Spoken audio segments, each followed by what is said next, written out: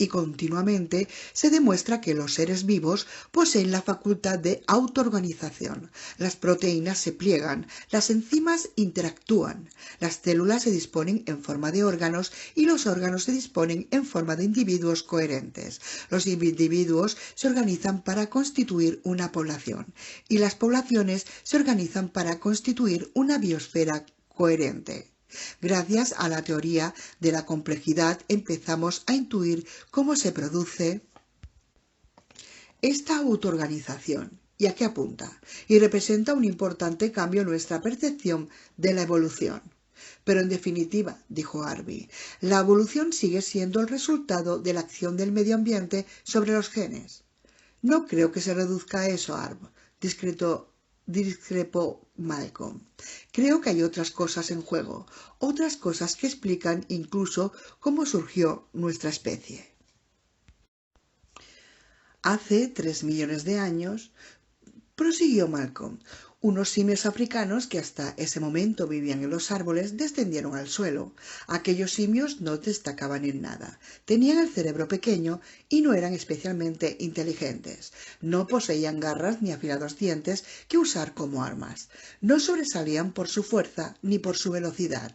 Sin duda no podían competir con un leopardo.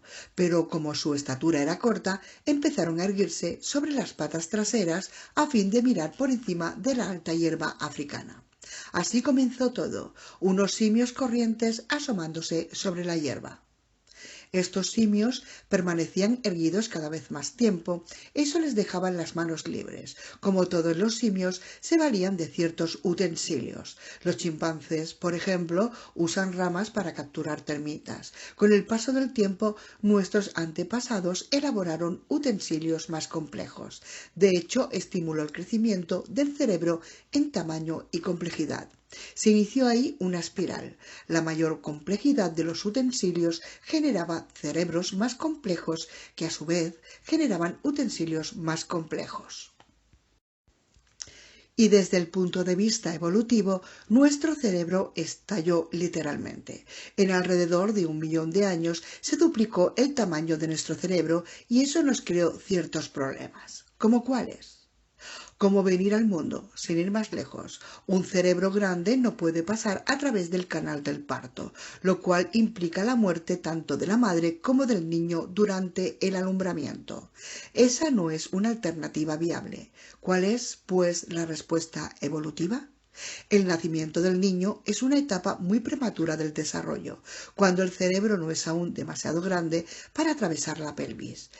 Es la solución de los marsupiales. La mayor parte del crecimiento se produce fuera del cuerpo de la madre.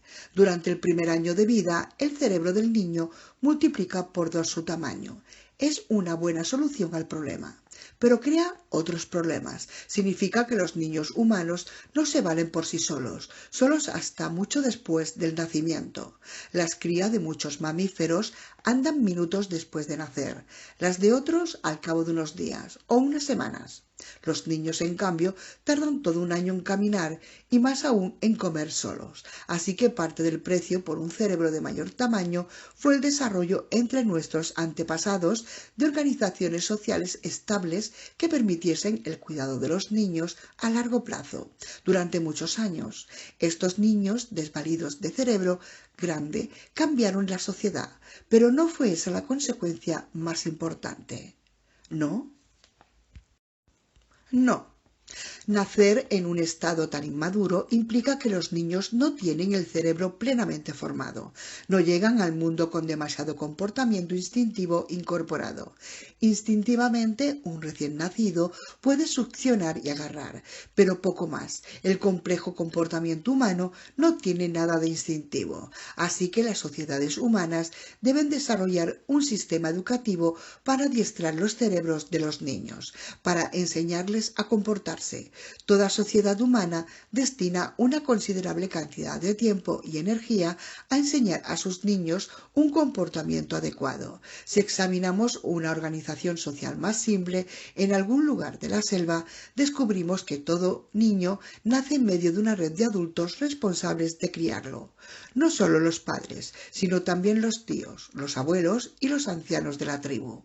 Unos enseñan al niño a cazar o a recolectar alimento o tejer, otros lo aleccionan sobre el sexo o la guerra, pero las responsabilidades aparecen claramente definidas y si un niño no tiene, pongamos, una tía que le enseñe una tarea específica, la tribu designará una sustituta.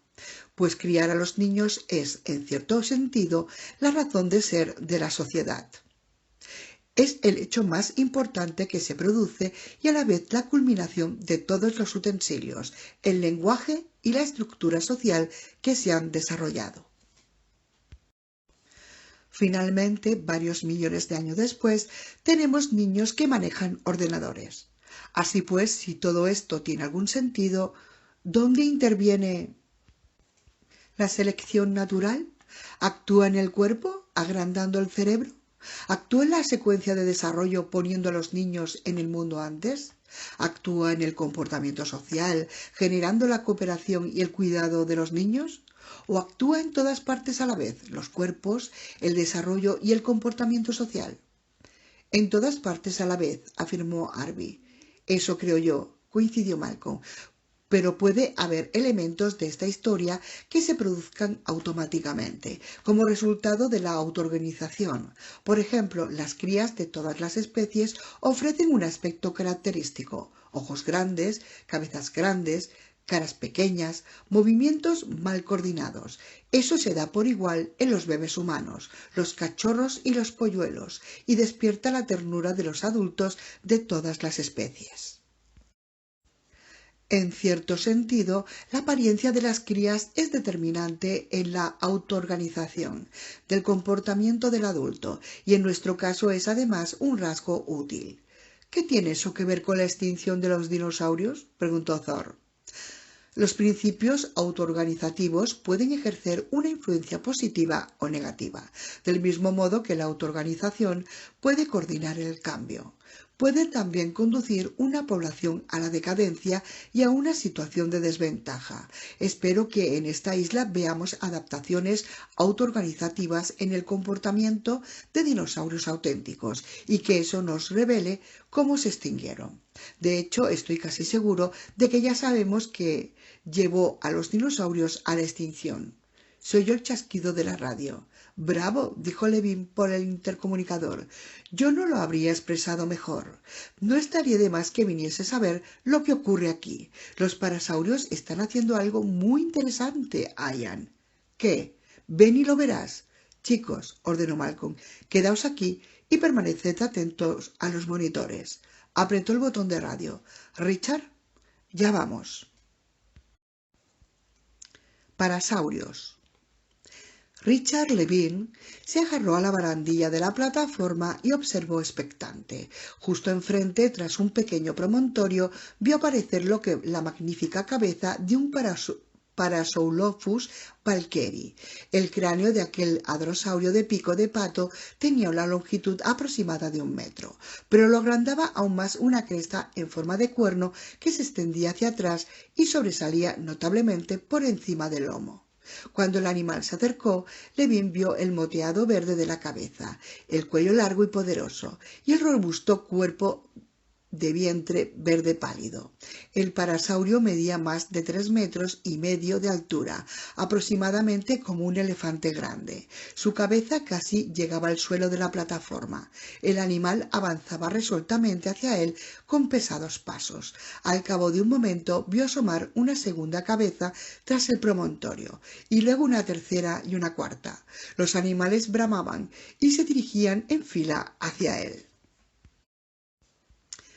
En cuestión de minutos, el primer animal se hallaba ante la plataforma. Levin contuvo la respiración mientras pasaba junto a la estructura. El animal lo miró desviando sus grandes ojos marrones. Se lamió los labios con una lengua de color morado. La plataforma se sacudía con sus pisadas. Pasó de largo y se adentró en la selva. Poco después desfiló ante él el segundo animal. El tercer parasaurio rozó la estructura, balanceándola un poco, pero siguió adelante sin mutarse. Los mismos hicieron los otros. Uno por uno desaparecieron en la densa vegetación tras la plataforma. La tierra dejó de temblar. Solo entonces Levin reparó en el sendero que discurría junto a la estructura y penetraba en la selva. Levin lanzó un suspiro y se relajó lentamente. Cogió los prismáticos y respiró hondo, cada vez más tranquilo. El pánico se disipó. Empezó a sentirse mejor. De pronto pensó: ¿qué hacen? ¿A dónde van? Aquel comportamiento de los parasaurios le resultó sumamente extraño. Mientras comían, se hallaban en formación defensiva, pero al moverse se habían dispuesto en fila, lo cual alteraba la habitual agrupación de la manada y dejaba a los animales individuales a merced de los depredadores. Sin embargo, se trataba obviamente de un comportamiento organizado. Debían desplazarse en fila por alguna razón. ¿Pero cuál? Una vez en la selva, los animales empezaron a emitir bramidos de corta duración. Levin se reafirmó en que debían de ser vocalizaciones para transmitir la posición, quizá para que ningún miembro de la manada se perdiese mientras cruzaban la selva, mientras se trasladaban de un sitio a otro. Pero, ¿por qué se trasladaban? ¿A dónde iban? ¿Qué hacían? Desde luego, quedándose allí en la plataforma, no lo averiguaría. Escuchando los bramidos, vaciló por un instante. Después, dejándose llevar por un impulso, levantó una pierna por encima de la barandilla y se descolgó rápidamente por el andamiaje. Calor. Sarah Harding sentía calor y humedad. Algo áspero como el papel de lija le rozó la cara. Al cabo de un instante volvió a notar en la mejilla esa misma aspereza. Tosió. Le cayeron unas gotas en el cuello. Percibía un extraño olor dulzón como la cerveza fermentada africana. Oyó muy cerca un siseo grave. Sintió de nuevo el áspero contacto, empezando por en el cuello y siguiendo hacia la mejilla. Abrió lentamente los ojos y vio ante sí la cara de un caballo. El ojo grande e inexpresivo de un caballo la miraba entre unas suaves pestañas. El caballo le daba lametones. Resultaba casi agradable, pensó, casi tranquilizador, tendida boca arriba en el barco como un caballo. No era un caballo. De pronto advirtió que la cabeza era demasiado estrecha, el hocico excesivamente alargado. Las proporciones no se correspondían. Se volvió para examinarlo con más detenimiento y vio una cabeza pequeña unida por un cuello extraordinariamente robusto a un cuerpo macizo. Se incorporó en el acto y se revolvió, quedando de rodillas en el barro. «¡Dios mío!», exclamó. Sus bruscos movimientos sobresaltaron al enorme animal, que resopló alarmado y se alejó despacio. Avanzó unos pasos por la orilla lodosa y se volvió de nuevo, lanzándole una mirada de reproche. Harding tenía ahora una perspectiva completa del animal. Cabeza pequeña, cuello grueso, cuerpo enorme y pesado, una doble hilera de placas pectagonales a lo largo del lomo. Arrastraba la cola, armada de púas. Harding parpadeó. No era posible. Confusa y algo aturdida, buscó en su cerebro el nombre de aquella criatura, teniendo que remontarse hasta la infancia. Estegosaurio. En su asombro recordó la habitación blanca del hospital donde había visitado a Ian Malcolm, quien delirando mencionaba los nombres de varios dinosaurios. Harding siempre había albergado sospechas, pero incluso en ese momento, hallándose ante el estegosaurio vivo, su reacción primera fue pensar que se trataba de un truco. Sarah escudriñó al animal con los ojos entornados, buscando la costura del disfraz, las articulaciones mecánicas bajo la piel, pero no las había, y la criatura se movía de un modo integrado, orgánico. El estegosaurio pestañeó lentamente y se dio media vuelta. Se acercó al agua y bebió a lametones con su lengua grande y áspera. La lengua era de color azul oscuro. ¿Cómo era posible? ¿Azul oscuro de sangre venosa? ¿Era un animal de sangre fría? No, se movía con demasiada fluidez, poseía la serenidad, e indiferencia de una criatura de sangre caliente. Los lagartos y reptiles siempre parecían pendientes de la temperatura de su entorno. Aquel animal no se comportaba así ni remotamente. Permanecía en la sombra y bebía agua fría, ajeno a todo. Harding se miró la camisa y vio la saliva espumosa que le resbalaba desde el cuello. Había babeado sobre ella. Tocó la sustancia con los dedos. Estaba caliente. Era en efecto un animal de sangre caliente. Un estegosaurio. Harding lo observó con atención. La piel del estegosaurio presentaba una textura granulada, pero no escamosa como la de un reptil. Se semejaba más a la piel de un rinoceronte o un jabalí verrugoso, salvo que no tenía pelos ni púas. Se movía con lentitud, ofrecía un aspecto apacible y un tanto estúpido. Y a juzgar por su cabeza, pensó Harding, probablemente era estúpido. La cavidad cerebral debía de ser mucho menor que la de un caballo, muy pequeña para el peso del cuerpo. Harding se puso de pie y gimió. Le dolía hasta el último músculo y le temblaban las piernas. Tomó aire. A unos metros de ella el estegosaurio se quedó inmóvil, observando su apariencia en posición erguida. Al ver que no se movía, perdió el interés y siguió bebiendo. «Maldita sea», dijo Harding. Consultó el reloj. Era la 1:30. El sol continuaba prácticamente en su cenit. No podía usar el sol para orientarse y el calor era intenso. Decidió que era mejor ponerse en marcha y buscar a Malcolm y a Thor. Descalza se vio obligada a andar rígidamente y los músculos le dolieron más aún. Se encaminó hacia la selva, dejando atrás el río. Pasada media hora empezó a acuciar la sed, pero en la sabana africana se había acostumbrado a pasar sin agua largos periodos de tiempo. Siguió caminando, indiferente a su propio malestar. Al llegar a lo alto de un monte encontró un paso de animales, un sendero ancho y lodoso que atravesaba la selva. Por allí era más fácil andar. 15 minutos después oyó unos gañidos nerviosos que provenían de más adelante. Le recordaron el sonido de los perros. Avanzó con precaución. Al cabo de un momento estalló un repentino fragor en la espesura procedente de varias direcciones y de pronto un animal, lacertiforme de color verde oscuro, salió del frente del follaje a gran velocidad. Gritó y brincó sobre ella. Harding se agachó instintivamente y cuando apenas se había recuperado del sobresalto apareció un segundo animal y pasó rápidamente junto a ella. En cuestión de segundos se vio rodeada por una manada entera que corría y emitía gruñidos de terror.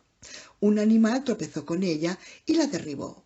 Harding cayó en el barro mientras otros animales saltaban y chocaban alrededor. A un par de metros vio un árbol grande de ramas caídas. Sin pensarlo dos veces se levantó, agarró la primera rama y trepó a ella.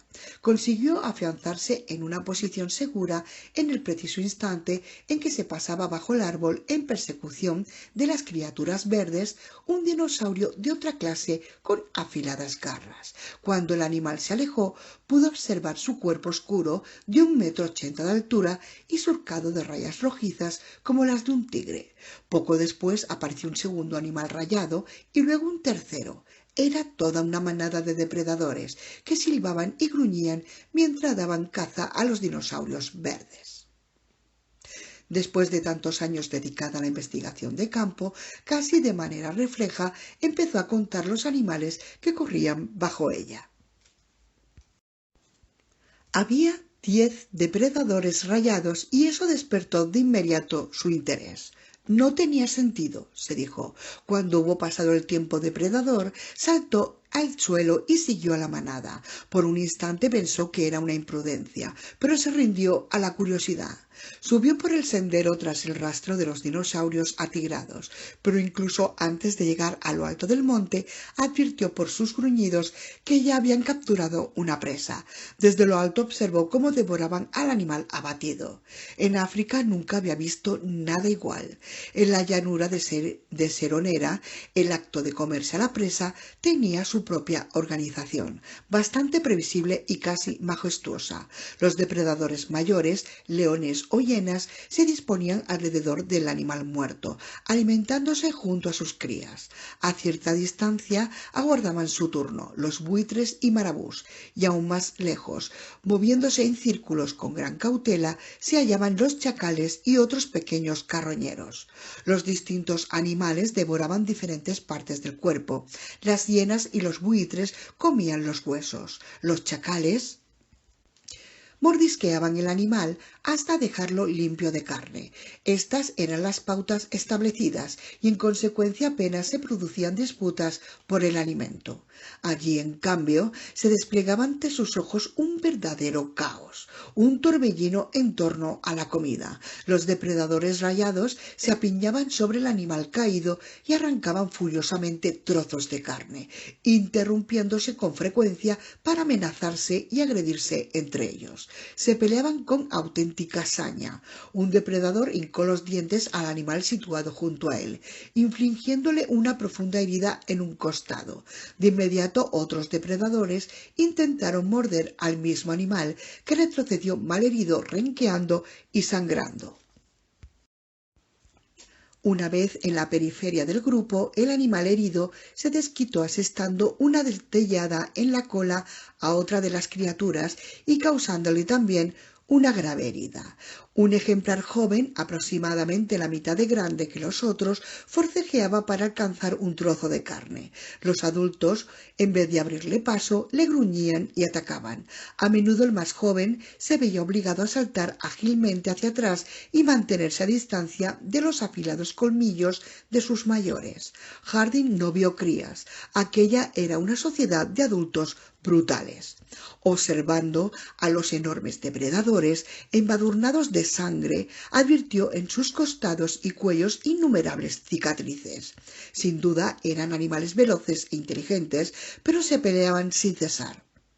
¿En esa línea había evolucionado su organización social? En tal caso, era un fenómeno insólito. Los animales de muchas especies pugnaban por la comida, el territorio y el sexo, pero las disputas se limitaban normalmente a exhibiciones de fuerza y agresiones rituales. Rara vez terminaban en heridas de consideración. Había excepciones, desde luego. Cuando los hipopótamos luchaban por el dominio de un harén, a menudo herían de gravedad a otros machos, pero nada comparable a lo que Harding presenciaba en estos momentos. Mientras observaba, el animal herido que había quedado al margen del grupo se aproximó furtivamente y mordió a otro adulto. Este gruñó y se abalanzó sobre él, clavándole la larga garra. En un instante el depredador quedó destripado, escapando por la ancha hendidura los bucles de intestino blanco. El animal se desplomó aullando. Inmediatamente otros 3 adultos abandonaron la presa muerta, saltaron sobre el cuerpo caído de su congénere y empezaron a desgarrar la carne del animal con una intensidad rapaz. Harding cerró los ojos y se dio media vuelta. Aquel era un mundo distinto, un mundo que no entendía. Desconcertada bajó sigilosamente por la ladera, procurando mantenerse alejada de los depredadores. Ruido. El Forexplorer se deslizaba silenciosamente a través de la selva, camino de la plataforma de observación. Sentía un paso de animales abierto en la cresta de la montaña que dominaba el valle. Thor, al volante, comentó: «Antes has dicho que sabías por qué se extinguieron los dinosaurios». «Sí, estoy casi seguro», afirmó Malcolm. «La situación básica es bastante sencilla». Cambió de posición en el asiento. Los dinosaurios aparecieron en el Triásico hace alrededor de 228 millones de años y proliferaron a lo largo de los periodos Jurásico y Cretácico. Fueron la forma de vida dominante en el planeta durante cerca de 150 millones de años, que es mucho tiempo. Considerando que nosotros llevamos aquí solo 3 millones de años, puntualizó Eddie. No nos echemos faroles, corrigió Malcolm. Ciertos simios enclenques llevan aquí 3 millones de años. Nosotros no.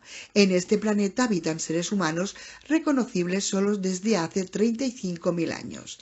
Ese es el tiempo que ha transcurrido desde que nuestros antepasados pintaban en las cuevas de Francia y España para conjurar su resultado favorable en las cacerías. 35.000 años. En la historia de la Tierra eso no es nada. Acabamos de llegar.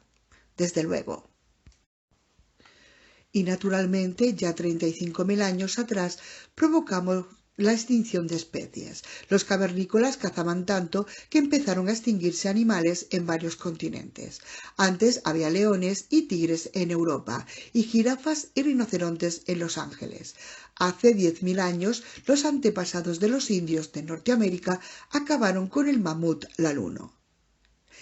Esta tendencia humana no es nueva.